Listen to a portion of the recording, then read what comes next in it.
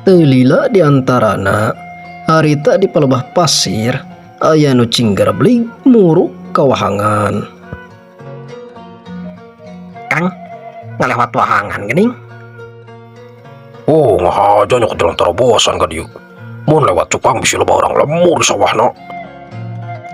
Nah Kang, sieun kurang lemur. Gagabah sih ngabaca teh.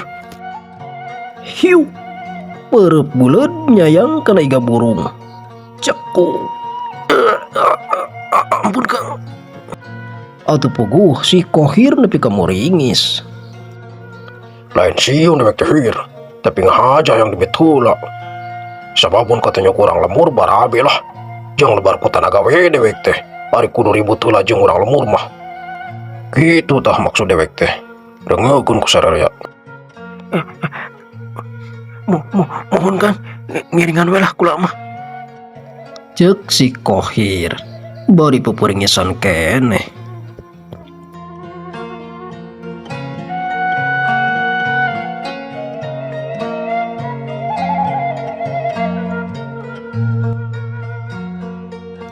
Sabot geus narpi ka sisi wahangan, sarerea cing raraneg.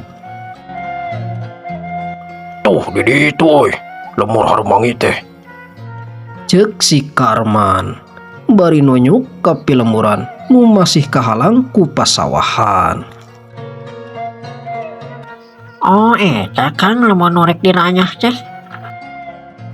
Oh eta sajum euy. Hayu sararea urang geus deui lalempang nu yeuh. Samemeh si Karman rek turun ka gawir wahangan nu baralaku kakayon jeung areuy baturna kadenge aya nu cumarita.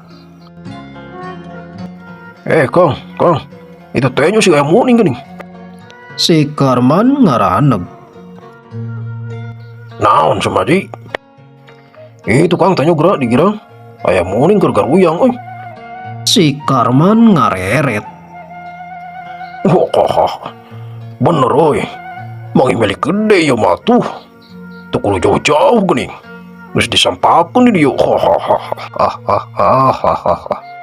Hayu urang sampeurkeun euy. Bring atuh sarerea maruruk ka girang.